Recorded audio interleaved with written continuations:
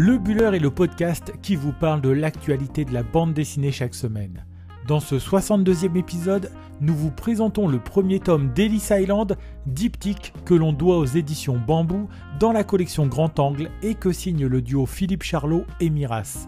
Dans la deuxième partie, on balayera l'actualité de la semaine en vous présentant les autres sorties qui ont retenu notre attention. Comme un symbole, c'est la statue de la liberté que l'on retrouve sur la couverture du premier tome d'Ellis Island, dont l'album est disponible en librairie depuis le 30 septembre dernier. Pour autant, l'ombre de celle-ci peine à protéger le flot de migrants qui posent le pied sur la petite île d'Ellis Island, située à quelques mètres de Liberty Island. Cette couverture, dont le dessin sublime est à l'image de celui que l'on retrouve au cours des 56 pages de ce premier volet, vient en opposition avec le titre de cet opus, Bienvenue en Amérique. Il faut dire que l'histoire de l'immigration aux USA reflète bien cette contradiction, d'un côté faire venir quiconque a envie de travailler pour les États-Unis, de l'autre opérer une sélection drastique sur la population qui foulera les terres du Nouveau Monde. Tous les ans, ils sont ainsi des centaines de milliers à venir tenter leur chance dans ce nouvel Eldorado, qu'ils viennent d'Italie, de Russie, d'Allemagne ou d'Irlande, ils épousent tous le même rêve quand ils aperçoivent la Statue de la Liberté. Depuis les rives d'Ellis Island, on peut voir l'île de Manhattan, l'île de tous les possibles, celle dont on imagine les rues pavées d'or, pour reprendre l'expression de Tonio, héros de cette nouvelle aventure. Dans la cabine qu'il occupe lors de son voyage aller, il fait part de ses rêves de grandeur, mais aussi de la pression qui pèse sur ses épaules, alors que le village s'est cotisé pour payer son billet. Dans la même cabine, nous retrouvons Giuseppe, solide gaillard un peu rustre, arrivant du nord de l'Italie, venu à New York pour travailler avec son oncle maçon. Le gars du Nord et celui du Sud vont vite se lier d'amitié à la faveur d'un événement qui leur sera défavorable, leur interdiction de mettre les pieds sur l'île de Manhattan. Contemplant au loin les buildings qui s'élèvent de l'autre côté de l'Hudson, le duo voit son rêve d'une nouvelle vie s'évaporer à cause d'un contrat de travail déjà signé pour Giuseppe et d'un handicap physique au pied pour Tonio. Par un astucieux procédé de flashback qui ne perd pas le lecteur, l'album nous fait découvrir plus en détail qui sont ces deux personnages en s'arrêtant plus particulièrement sur la personnalité de Tonio. Pour lui qui vient du Sud, parti de l'Italie fortement gangrénée par la mafia, on croit comprendre au détour d'une case que sa venue de l'autre côté de l'Atlantique n'est pas totalement innocente. Encore moins innocente est l'apparition dans l'histoire de Vito, avocat new-yorkais d'origine italienne, qui va proposer à Tonio de l'aider en échange de menus services sur l'île d'Ellis Island. En attendant que le dossier de son protégé ne se règle, Tonio va faire office de bras droit d'un Vito dont on voit de plus en plus apparaître le côté sombre derrière une apparence accueillante. Il faut dire que le nombre de refusés pour l'entrée sur le territoire américain a de quoi donner beaucoup de travail aux avocats, mais cette population désargentée doit parfois payer le prix de sa vie pour espérer en vivre une nouvelle sur le continent américain. Ce premier tome d'Ellis Island nous montre ce flot de candidats à l'immigration américaine et l'attention se fixe parfois sur des personnages comme celui de cette migrante qui a voulu confier son bébé à une jeune femme appartenant aux premières classes. Le drame se joue quand celle-ci apprend que celle qui a fait passer son enfant à la douane ne souhaite pas lui restituer. C'est l'avocat Vito et son réseau présent à Manhattan qui permettra à la jeune maman de récupérer son enfant, non sans que celle qui avait voulu lui enlever soit molestée. Ellis Island est donc un diptyque qui nous dépeint l'envers du décor de l'immigration américaine. Le superbe dessin de Miras montre l'inquiétude sur les visages et dans les attitudes. Il sait aussi très bien représenter l'espoir qui se lit sur chaque figure lorsque le premier pied est posé sur cette île qui fait presque rêver. En parallèle, l'histoire met en place une seconde narration autour de ceux qui vont profiter de cette immigration pour enrôler des hommes de main qui seront redevables, donc serviables et corvéables à merci. Le scénario de Philippe Charlot sait faire monter cette tension dramatique au sein de ce premier tome qui sera complété par un second prochainement. Celui qui est aussi le créateur du Train des Orphelins, des Sir Fox ou encore de Grand Café Tortoni arrive à tenir le lecteur en haleine de la première à la dernière page et sait faire naître cette impatience de découvrir la suite. La collection Grand Angle des éditions Bambou s'enrichit là avec une nouvelle série en 2 tomes très prometteuse qui fait office à la fois de témoignage sur ce qu'est l'immigration aux États-Unis et de fiction en mettant en scène une tension dramatique qui devrait trouver son épilogue dans le second tome.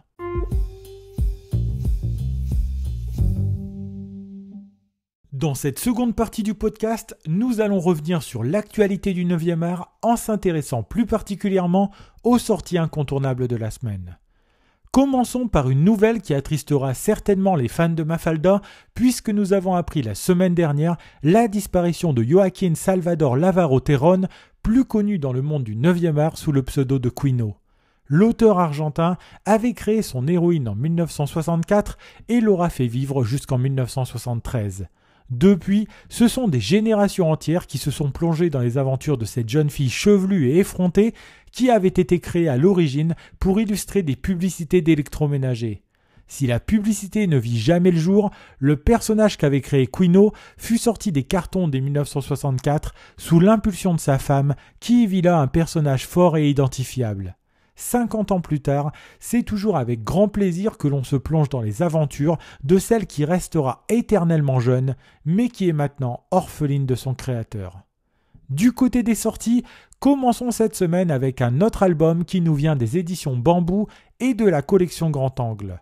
Le tome 2 de Détox, que l'on doit à Jim pour le scénario et Antonin Gallo pour le dessin, nous entraîne en pleine nature où est organisé un camp permettant aux êtres humains de se déconnecter des outils technologiques pour mieux se reconnecter à soi-même. Nous y suivons toujours Mathias d'Augremont, parisien ultra connecté et stressé, venu sur un coup de tête pour participer à ce camp. Sans ordinateur ni téléphone pendant une dizaine de jours, cette expérience va le confronter à ce qu'il pense être le pire, se retrouver avec soi-même. Bande dessinée parfaitement dans l'air du temps, réalisée par deux artistes de talent, voilà une série qui mérite toute notre attention. Aux éditions Dupuis, dans la collection Air Libre, est disponible depuis la semaine dernière un one-shot que l'on doit au trio Valérie Mangin, Denis Bajram pour le scénario et Thibaut de Rochebrune pour le dessin qui s'appelle Inhumain. Ce thriller de science-fiction commence par le crash d'un vaisseau sur une planète océan et le décès du pilote qui empêche l'équipage de pouvoir reprendre son chemin. Habitée en sous-sol par des aliens à l'apparence de pieuvres, cette planète est aussi peuplée d'êtres humains devenus cannibales et semblant obéir à une force supérieure. Pour percer le mystère de cette planète inhospitalière et tenter de la quitter, les membres de l'équipage vont pouvoir compter sur l'aide d'un autochtone en marge de cette société et bien décidé à les aider à découvrir le mystère de ce lieu étrange. Une bande dessinée qui plonge le lecteur dans l'exploration d'un monde à la fois inconnu et familier que l'on recommande chaudement cette semaine. Décidément, les livres de Jean Telet se prêtent parfaitement bien aux adaptations en bande dessinée puisque sort cette semaine un nouvel album tiré de l'un de ses romans, Fleurs de tonnerre. L'histoire nous plonge en 1803 dans la région de Lorient où nous allons y suivre le destin singulier d'Hélène Gégado, restée tristement célèbre pour être la plus grande tueuse en série de l'histoire. Celle que l'on surnommait Fleur de tonnerre a été accusée à l'époque de l'assassinat de 37 personnes et c'est sous la lame de la guillotine qu'elle terminera sa carrière dans la ville de Rennes en 1852. Tout cela nous est raconté dans cet album que l'on doit à Jean-Luc Cornette pour le scénario et Jurg pour le dessin et le tout est publié aux éditions Futuropolis. Chez Sarbacane est sorti cette semaine Que de la gueule, un excellent album qui nous entraîne en banlieue en compagnie de Raïm, un garçon sympa qui se prend pour un caïd. Rêvant à voix haute d'un destin grandiose dans sa cité, il se forge dans la tête sa future légende urbaine en même temps qu'il effectue des courses pour les mafieux de son quartier. S'il ne bascule jamais vraiment du mauvais côté, vient le jour où se présente à Raïm la possibilité de faire un gros coup qui pourrait bien marquer un tournant dans sa vie. Avec humour et cruauté, Bartosz Tibor au scénario et Akesel au dessin nous livre un récit original sur le rapport qu'entretiennent certains jeunes avec leur réputation. Terminons cette semaine sur une touche d'humour avec la sortie du second tome de l'hilarant et absurde Faut pas prendre les cons pour des gens que l'on doit aux éditions Fluide Glacial. Succès surprise de l'an dernier, Nicolas Rouault au scénario et Rosé au dessin reviennent avec un second tome qui continue de se moquer de tout et tout le monde avec irrévérence et surtout un humour totalement décalé qui fait tout de suite penser à Fab Caro. C'est totalement bête, c'est parfois méchant, mais c'est toujours marrant. Voilà une bande dessinée qui a tout de l'album capable de nous faire passer un très bon moment. Attention toutefois, il y a fort à parier que vos amis ou votre famille vont vouloir vous l'emprunter rapidement tellement cet humour fait mouche à tous les coups. Voilà, nous en avons terminé avec ce 62e épisode du Buller. Si vous souhaitez découvrir des images de la bande dessinée Ellis Island ou si vous voulez nous laisser des remarques et des commentaires, n'hésitez pas à passer sur nos réseaux sociaux puisque nous sommes disponibles sur Instagram sur l'adresse lebuller.podcast et sur Twitter @lebuller1. Si vous avez aimé cet épisode, n'hésitez pas non plus à le partager autour de vous et à nous laisser une bonne note sur les plateformes de podcast. Il me reste à vous souhaiter de bons moments de lecture et je vous dis à la semaine prochaine pour un 63e épisode de votre podcast sur l'actualité de la bande dessinée.